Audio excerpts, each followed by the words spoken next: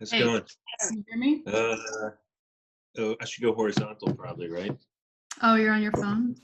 Yeah, because I have terrible internet out here. Is this working? I think so. It says recording, so Oh, okay. Well, um hi. you got a nice How's, quilt on the bed back there. It looks like it might be hand sewn. thank you. Oh yeah. Well, I can rely on you to notice the quilt. I think so. It's really pretty. I don't know where it's from. Let's take a It look. looks I don't know if very it's like by the traditional program. American. It's very beautiful though. I think it must be hand sewn. It looks handmade. Oh, actually, I'm not sure about it now that I see it up close. But anyway, is that your parents' house or where are Let's you? see round two. Um, I'm at uh, my folks have a place out on the eastern shore of Maryland, so I'm there alone. So I'm neither at home in New York right now or with them.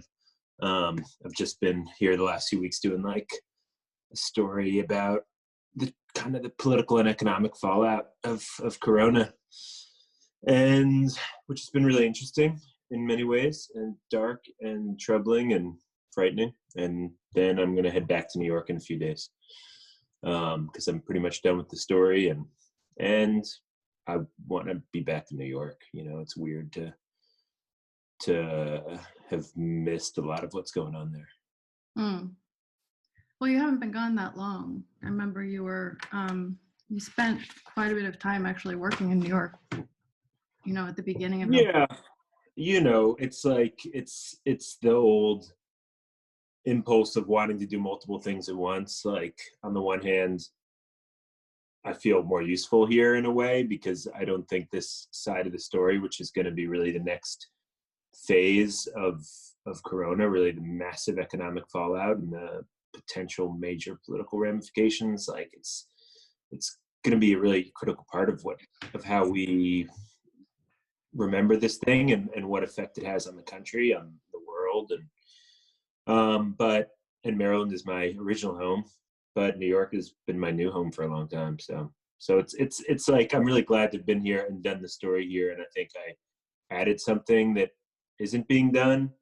And then the other part is just like certain solidarity with the city I've made my home. So it's complicated, but it makes me a little nervous to go back, even though I'm very cautious and live on my own, and so I can take a lot of the appropriate precautions. This thing is a new one for all of us. How are you anyhow? How have you been? Um, well, I kind of want to start my questions because I'm afraid there's not going to be enough time to answer them all because like the first one's really complicated and the last one is the most interesting. So maybe Okay, there's time so after I can tell you about myself.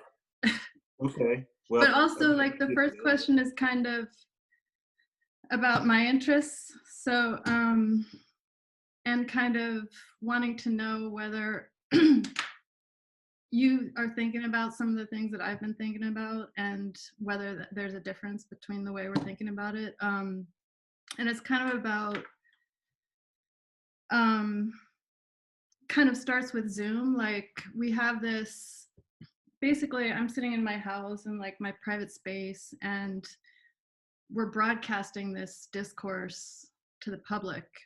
And it seems that Zoom is one technology that's really blurring the boundary between public and private. And I've been on several Zoom calls, including ones with you, where they've actually been recorded without me kind of knowing about it. And I have all these electronic devices around me that can record my data without me really being aware of it.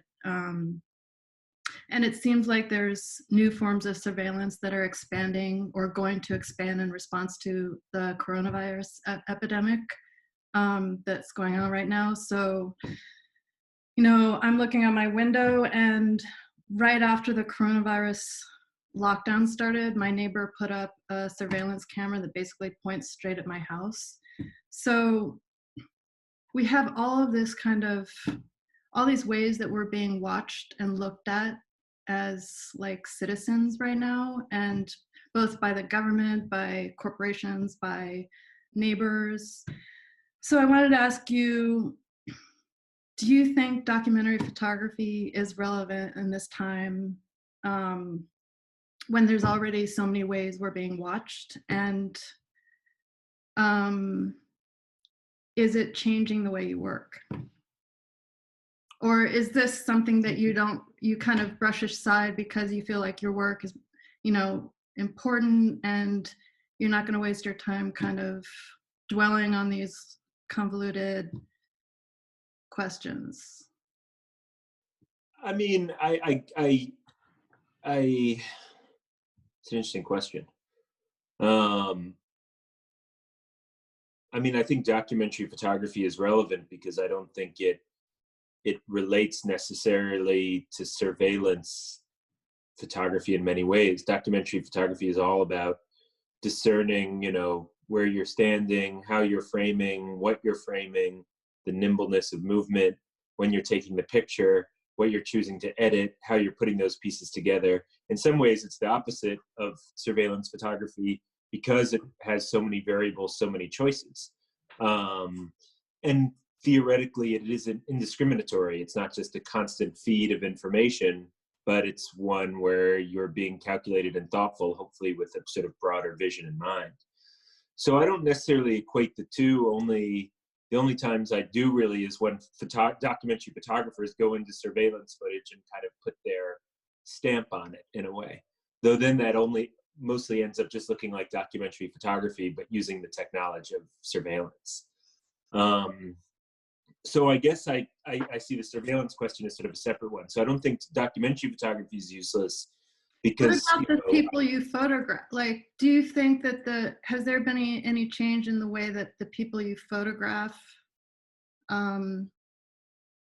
respond to being photographed?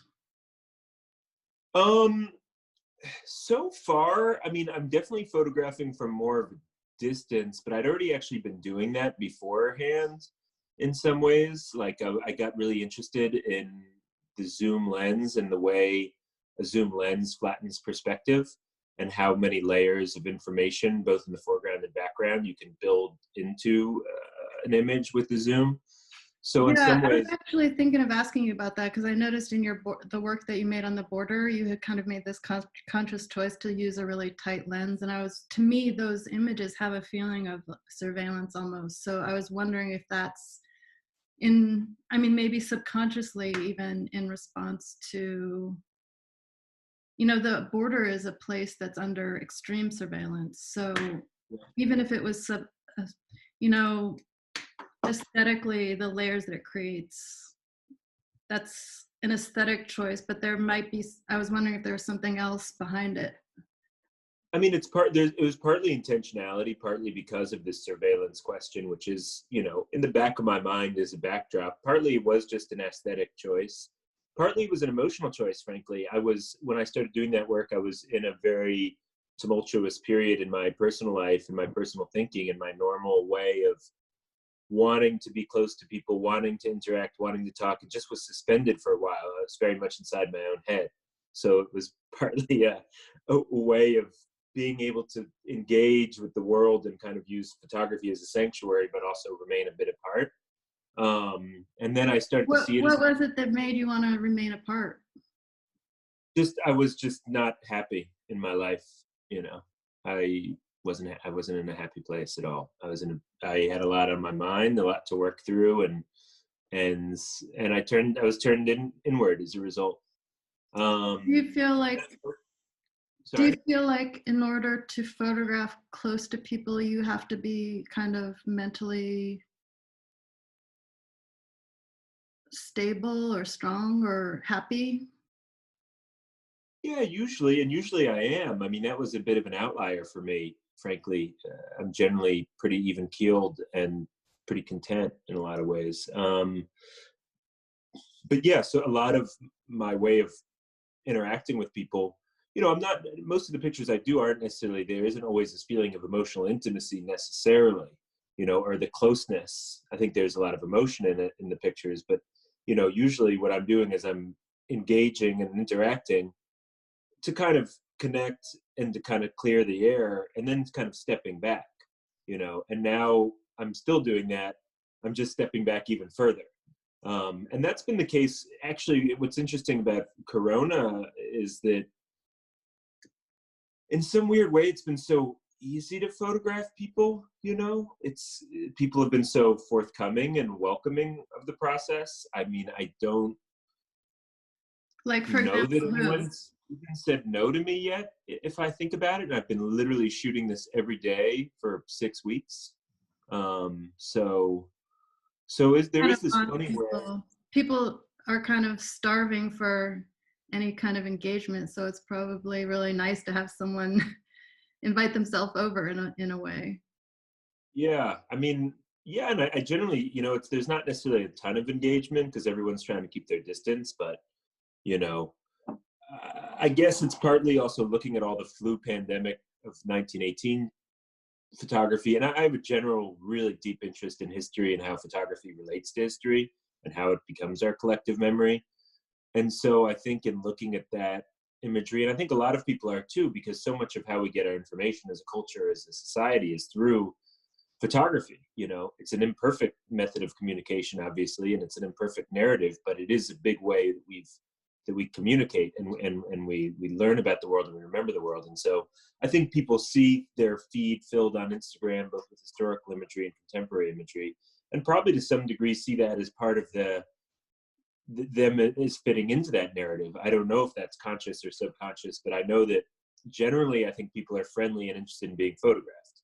And I'd say 80% of the time I ask people, maybe even more, they say yes.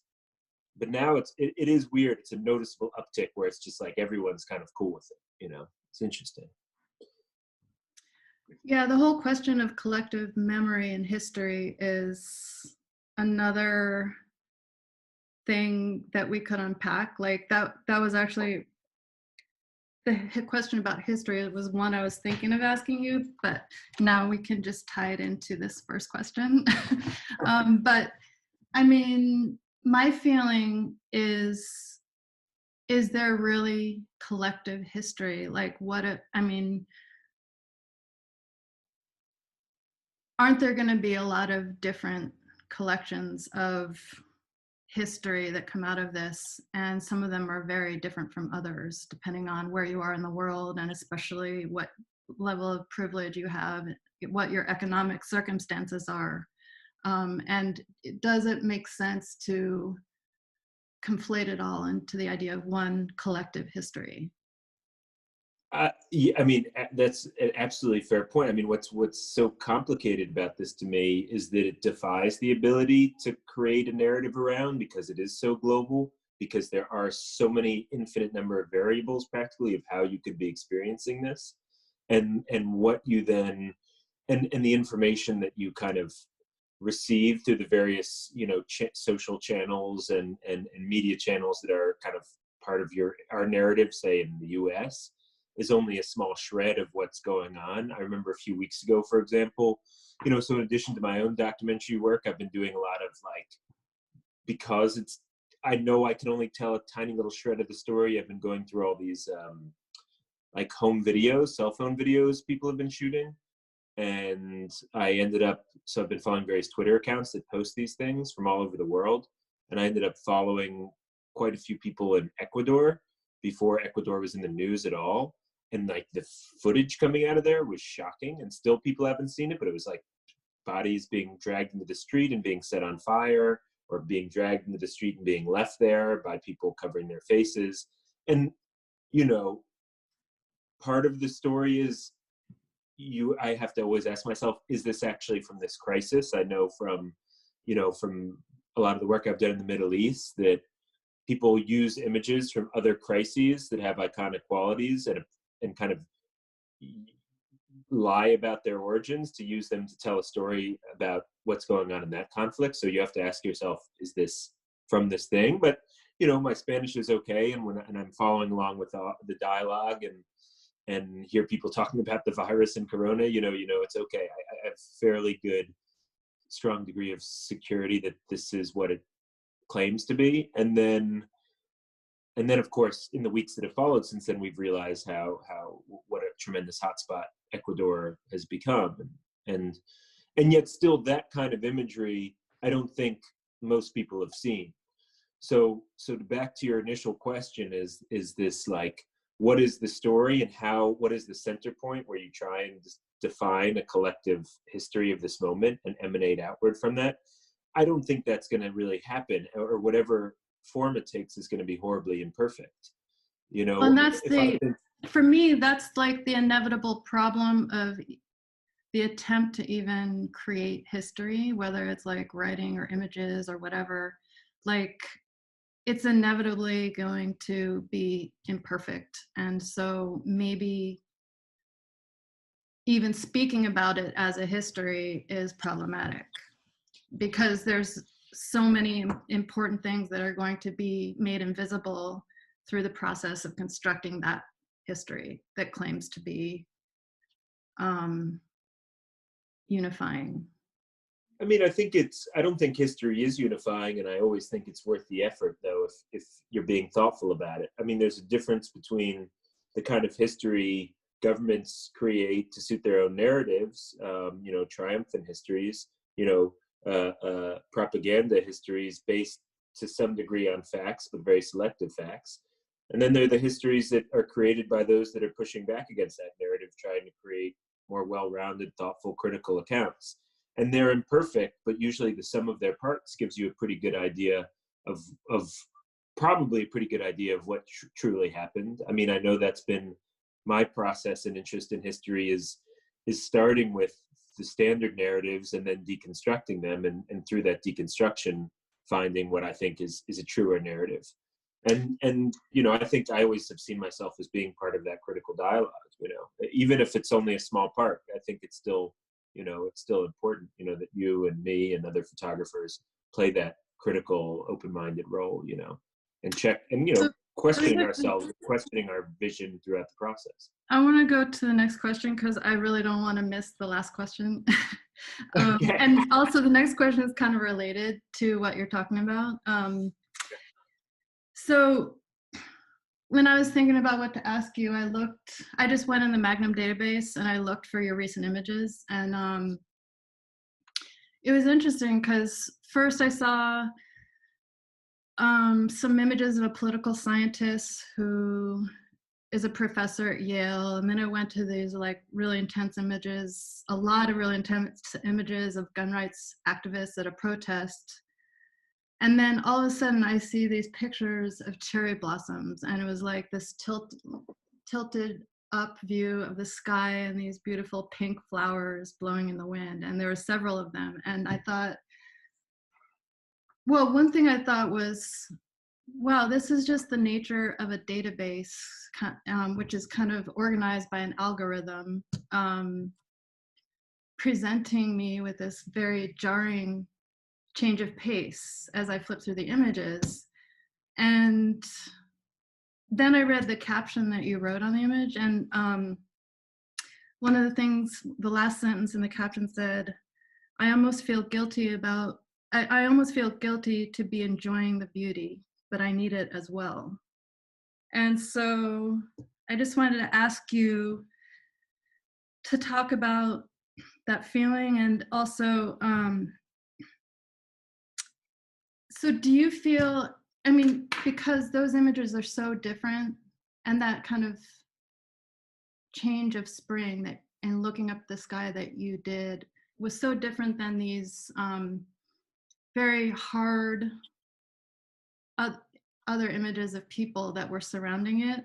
And I wanted to know if you feel like, as a photographer, that a kind of mental divide between a truth or a reality or a history that's beautiful and warm and welcoming, versus a truth that describes a harder social and political like issues, and whether you within yourself you feel a divide between those two things, or whether one's better than the other. I mean, that's a really interesting question. I mean, I suppose I think I'm trying, as much as possible to reconcile all those things, especially now in the midst of this global crisis, it's hard to miss the fact that, this time of year that everyone awaits, especially on the East Coast, really eagerly, is happening amidst, something incredibly frightening and traumatic and deadly, but it's on some level, even though I haven't covered much in the way of kind of public health crises, I've covered crises of various sorts for 15 years, and some exceptionally dangerous ones, wars and revolutions, things that objectively are probably a lot more dangerous than this.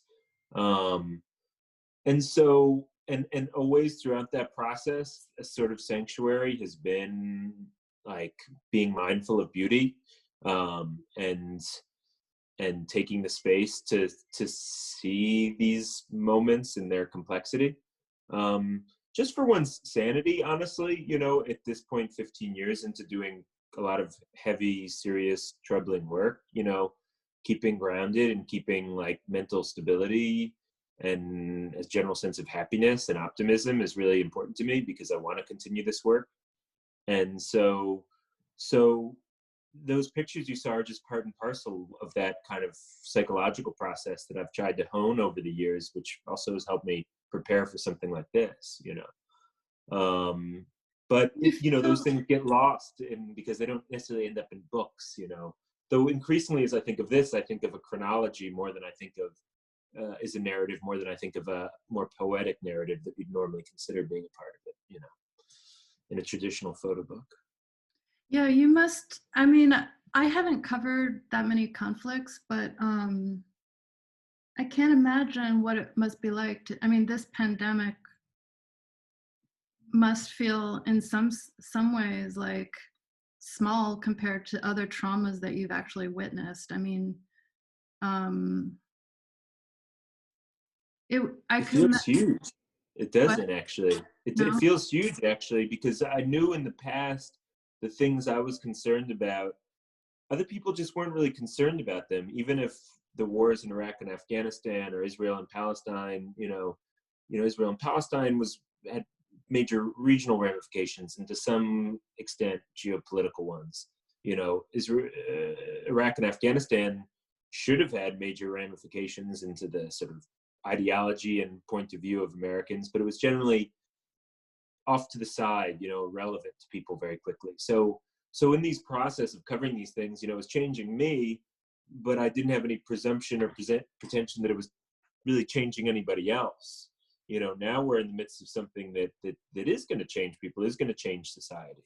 I don't know how much it's going to change me. I don't know. Maybe I've already been changed by the past, my past confrontation with existential fears, and the fear of violent death, fear of, the change in my way of thinking, the alienation that I would have came from society to some degree. Have you had any interesting dreams lately that you still remember? God, no, not really. In a weird way, I've only had one day off really in over a month, and so I'm so exhausted all the time between Magnum stuff and photography and like various other responsibilities and staying in touch with family and friends. Like, I crash and I don't. If I'm dreaming, I don't remember them. It's really weird, because usually I do dream somewhat actively, and I sometimes even write them down. If I wake up, I'm like, oh, that's cool, and I write it down immediately on my phone. I'm like not dreaming at all. What about you? Or is that going to get in the way of the last question? But I want to. No, just a quick answer is that I think I'm in a really different situation from you, because the work that I've been doing is very like inward right now anyway. And so I've had a lot of time to kind of wallow in what's going on and analyze it in my head and think about it while I'm trying to like do these more hands-on independent projects. And so I've been having a lot of crazy dreams and not sleeping that well. And so one of the reasons I spent a week, like I gave myself this kind of task of every morning, basically for 4 or 5 hours, I would just do this photo shoot in my backyard. And it gave me this sense of focus that basically with the idea of like producing a final photo every morning, and having that kind of schedule and ritual really helped me get out of the head funk I was in, I think.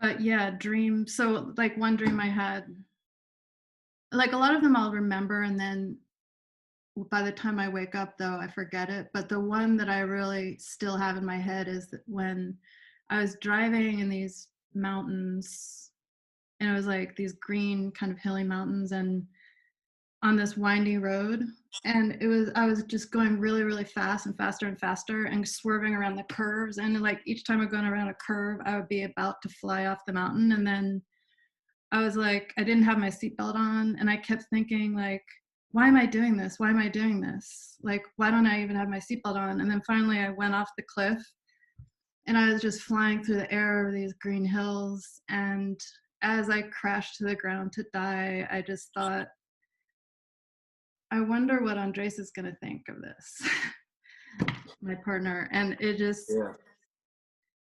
that was like, I don't know if it was suicide or an accident, but yeah. Okay, last question. That's interesting. I mean, it's funny how I mean, just to comment on that, it's like, I think I've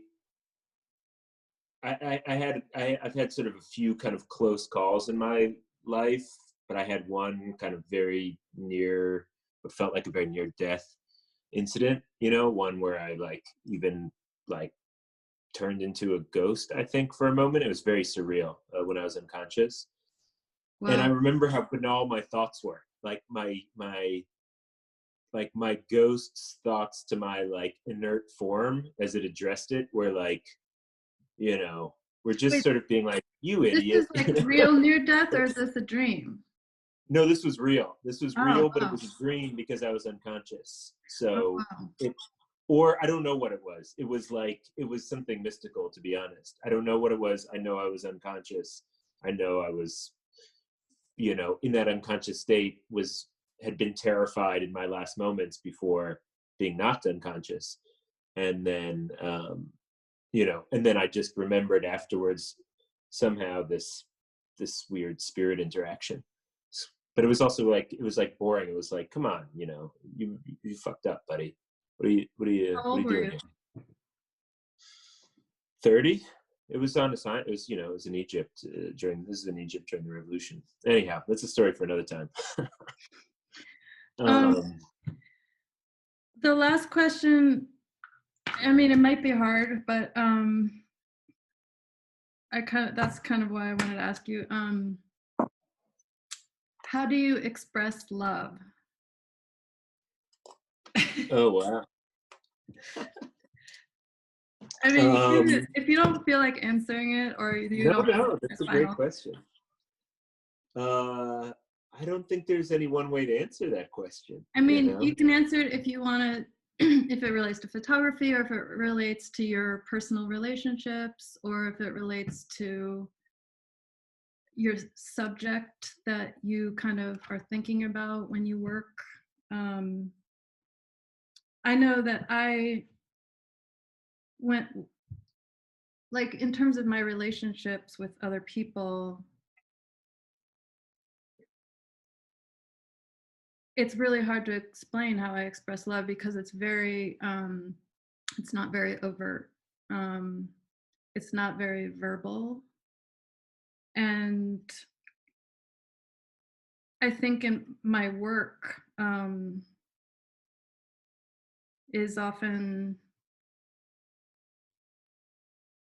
like the feeling of love comes out in my work. And I know, anyway, this is a question for you. I shouldn't have to answer this because it's for you. So I think it's for us both, actually. thank God I can't. I mean, I shouldn't have even tried to answer it because I knew I wouldn't be able to.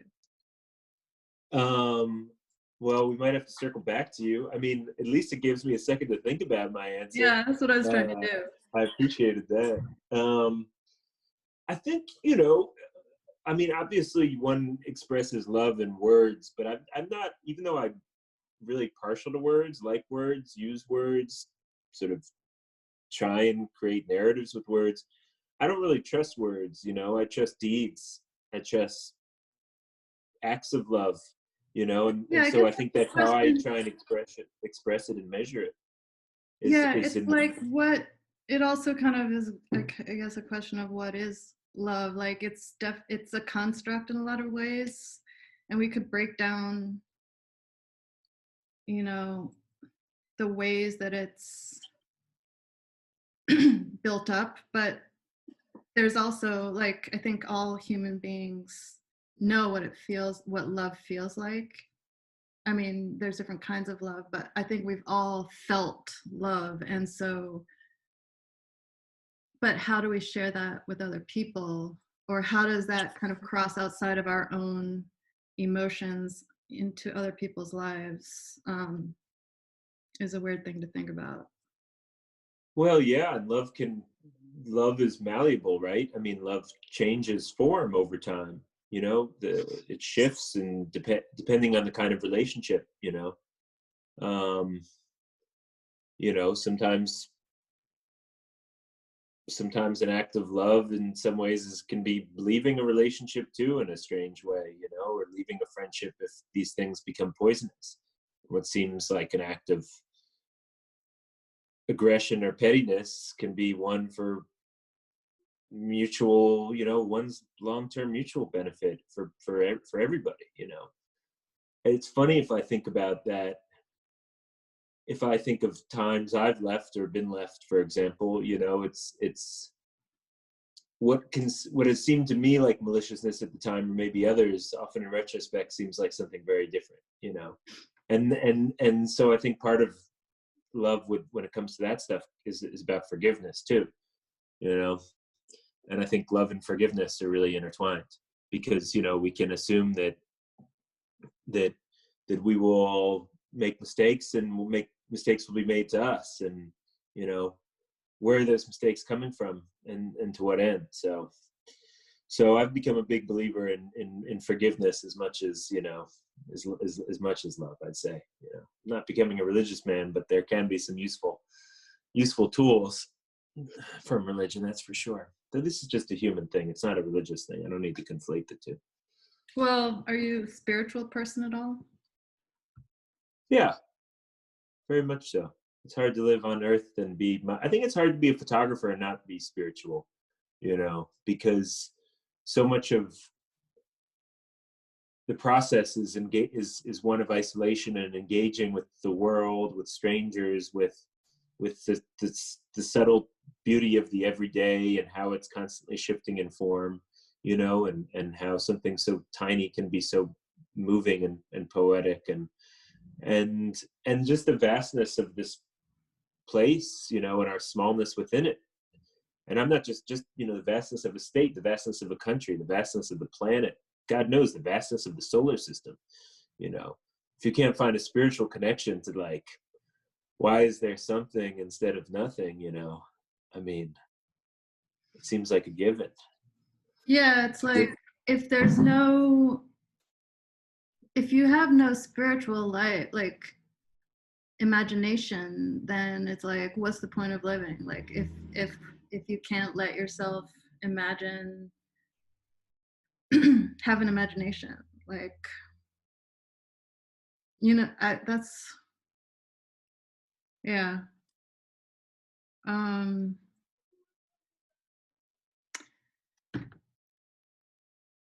Are what you a spiritual person?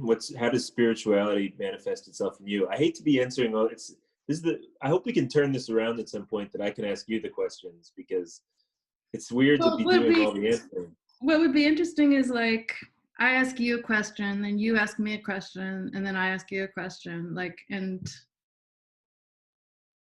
if we just started with one question and then just let it evolve from there. But um it's thinking about what to ask you was this weird thing that went through my head. Like, number one, the question of, like, and this is where the public private kind of came from, but like, how private, like how personal should it get? Like, is this a public conversation, or, you know, you're in your bedroom, like, but I'm going to ask you these questions that are like really general about history. But also, you know, like, it's this weird power dynamic where, um, like, I'm kind of in control of what you have to talk about. And that's also like a kind of pleasure for me. um, and I I'm can bearing that in interrupt mind. you and redirect you if I want to. So Yeah. I I thought can a lot also about that. I can also answer however I please, though, you know, on some Right. level. But you're right, you know, that's funny.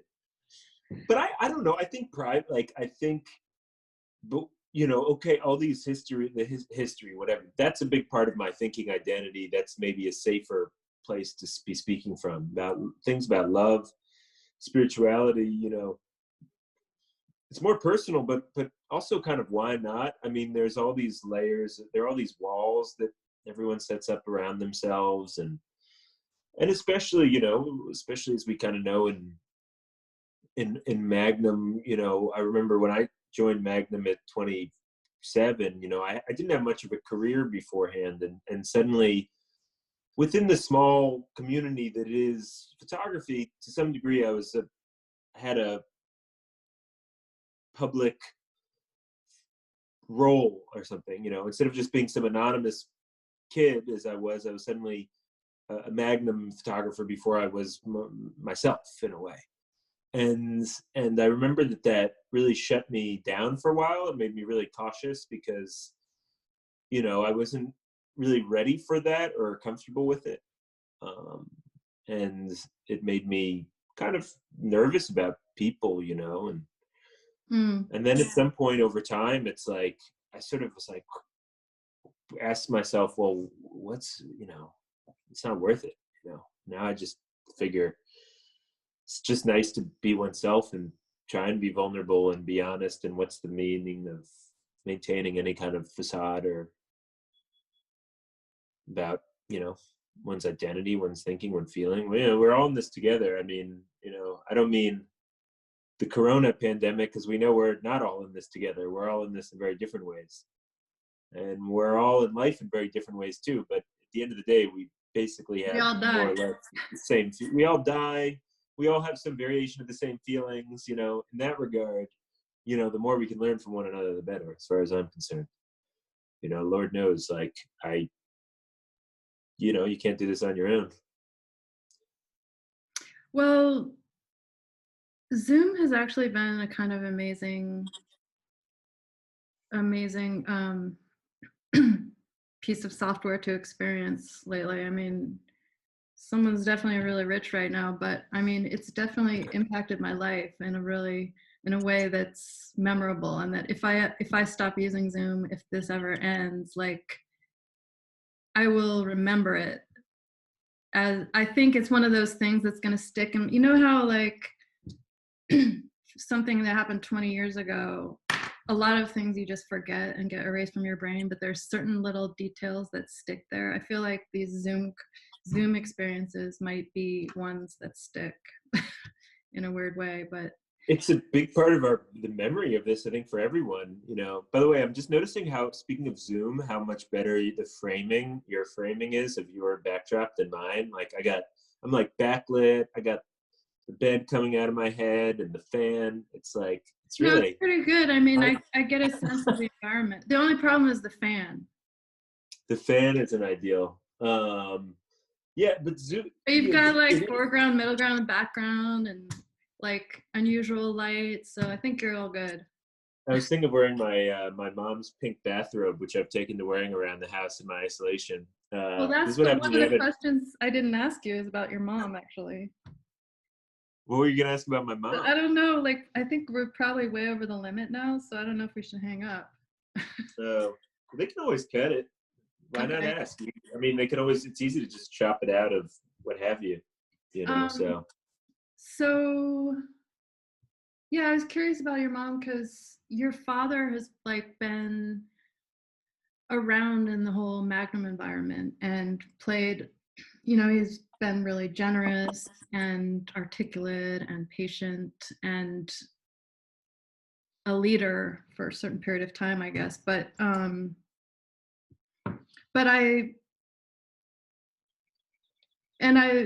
you know, oftentimes when he would be speaking at the Magnum meeting and then you would speak, I would think a lot about, oh, they're in the same family. And you're really different. So and your mother isn't in the picture I have of you yet. So I was wondering what she's like. I'm I she all there are probably parts of myself you recognize in my dad. The ones that you don't, a lot of those come from my mom or from my mom's dad. Um, she's, I mean, you know, that she's a pretty amazing woman. You know, she's. I mean, how to describe her? That's an interesting question. Or maybe I wouldn't even know how how to about if you sum up describe your parents' relationship? my parents' relationship. Pretty good, I would say. I mean, like any relationship has its moments where not everyone isn't always on the same page, and like as a kid you can see, like, you know, miscommunication that's like kind of shouldn't be happening. It's like, as an outsider you're like, this doesn't make any sense, this is ridiculous, like this is what's going on, how can you two not understand this about each other after 45 years of marriage, you know? But that being said, for the most part, you know, it's it's really good. I mean, it's been a model for me about what kind of a happy marriage I think looks like, which, you know, has its, you know, lumps and warts or whatever, but ultimately is loving and respectful and stimulating after a lot of years, you know. And so, you know, I wonder at the age of 39 and single if that's been a blessing or a curse on some level, you know. As I realize the difficulty in knowing what the right kind of partner is, really, you know. It's Well, complicated. Can be the right and partner things at have a certain probably time, and changed, you know, like I know from my parents' generation, my relationship with my partner is so different than my parents' relationship with each other. And um, I think women have changed a lot over the past 30 years. Like, and I mean, I wouldn't say my parents are a model relationship, but they mesh. I mean, they definitely, how can I say? it works. Maybe it just works for whatever reason, or doesn't really. Um, well, I'm not supposed to answer questions that you're answering, so I can kind of say I I don't don't answer think there's them. this hard and fast rule, and I think we've already blown past the limit, and I think maybe this will get cut anyways, or we can cut it. Let's just talk now. We can just talk, you um, know. well, let's just say that I think I have, as a woman, worked really hard to, I mean, for me, like financial equality has been really important. Just Mhm. in order, because that has created um, a sense of personal equality. And because that's something, as I was kind of becoming an adult, that I, having studied a lot of feminism and women's history, that I just became a priority for me. And that I think when I was in my 20s and living in New York, I didn't necessarily, I think it was actually photography that gave me a strong enough sense of self and independence that allowed me to not feel like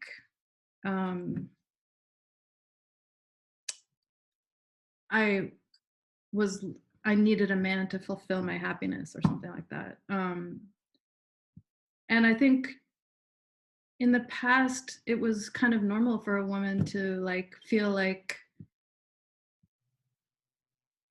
a man is part of what fulfills happiness. Having a man is part of what is going to fulfill their life. And I mean, maybe that's any human having the desire to have a relationship and a partner is always something people yearn for, I guess. But I think the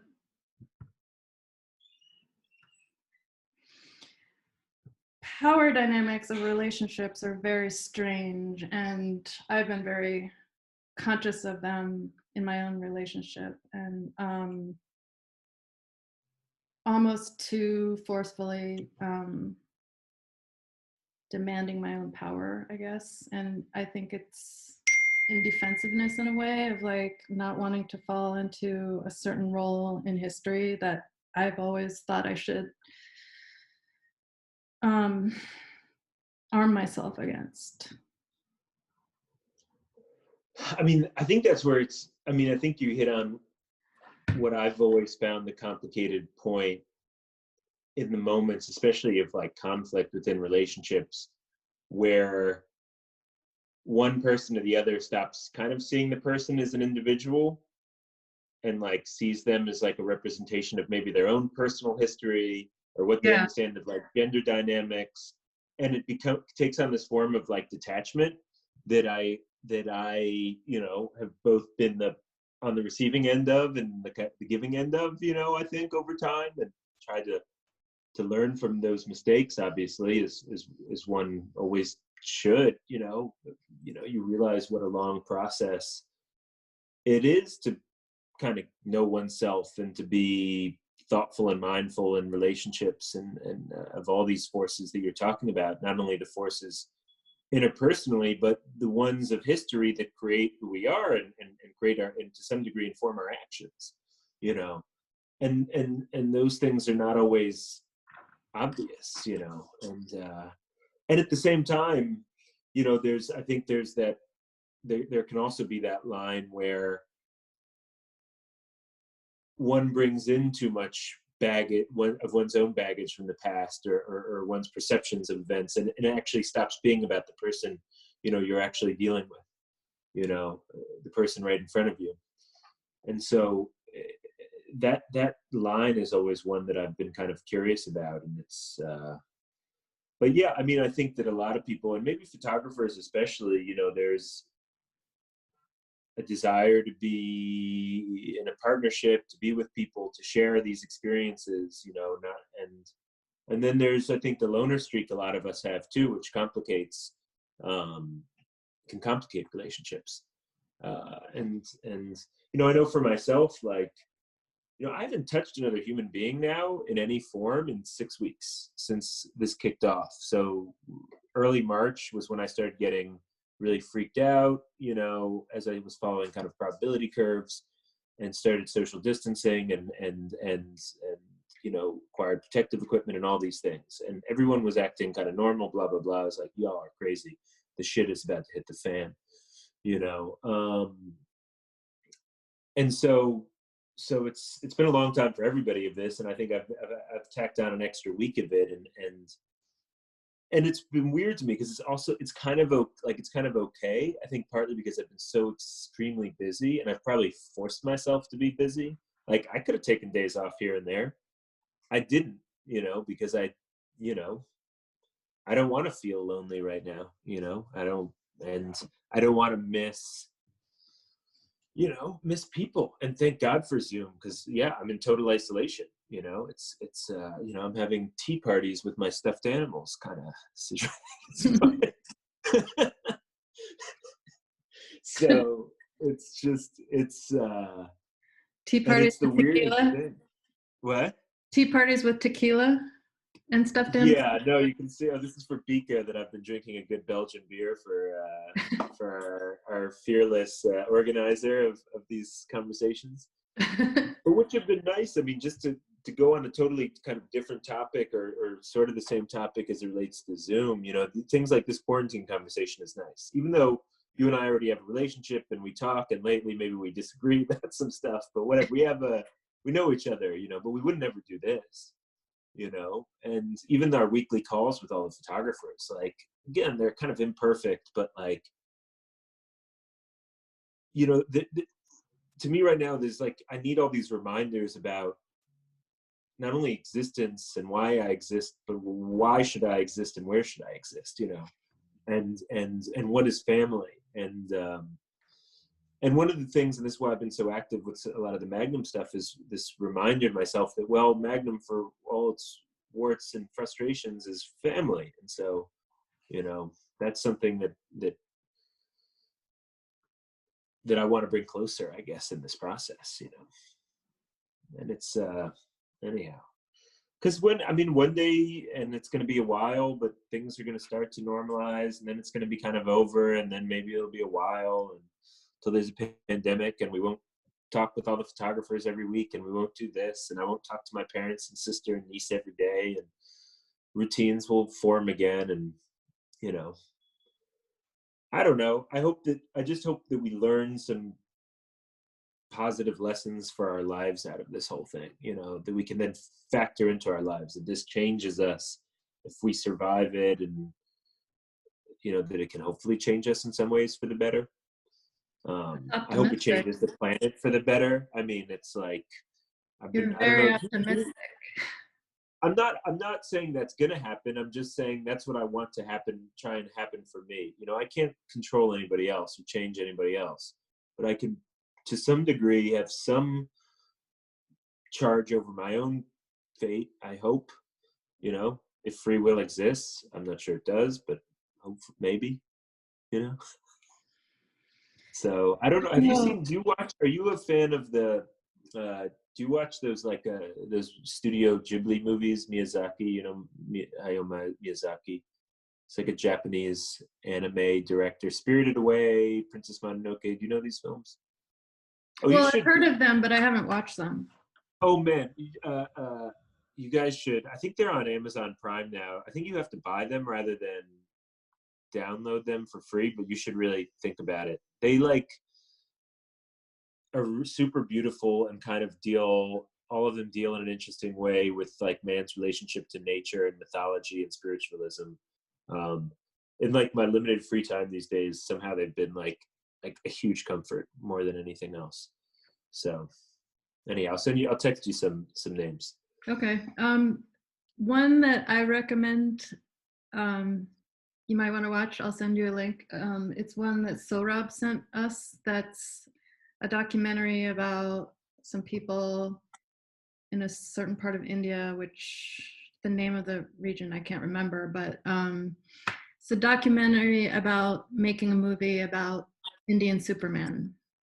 And it's really funny, but layered, and great character and energy. So I recommend that as a good rest movie. Huh. Too Okay, bad I I want to can't check think it of the out. I name. remember. What's that? Too bad I can't remember the name. No, I remember you sent some recommendations, and I've just been like way behind in everything basically. And what somehow like seeking comfort in the familiar too, like rather than like everyone got really into Tiger King and whatnot for a while, and I like started to watch it, and I was like, I can't do new. I've just been like watching like Seinfeld and like old episodes of The Simpsons and like Miyazaki movies. It's like I somehow, I mean, I guess it's like when the world out there is like, what the hell is next? Like, you know, you can't anticipate it and you don't really want to think about it. It's like the past somehow becomes a sanctuary. Yeah. I've been reading a book of poetry that's about suicide. I guess that's probably where my suicide is. Now I think about it. Yeah, it sounds like a sanctuary right there. Yeah, I'm really like wallowing the whole thing rather than, rather than pushing it away. But I should probably, I'm going to stop recording now. Okay. Okay. That's probably. Hello, and here we are again. Thanks to Carolyn and Peter for the last conversation. And this will be the photographer who will ask the questions.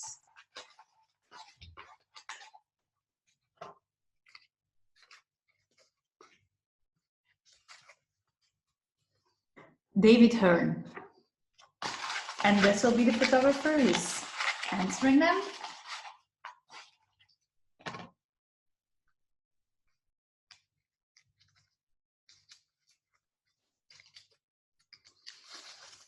Gregory Halpern. Again, a very good combination. Thank you. See you. Bye-bye.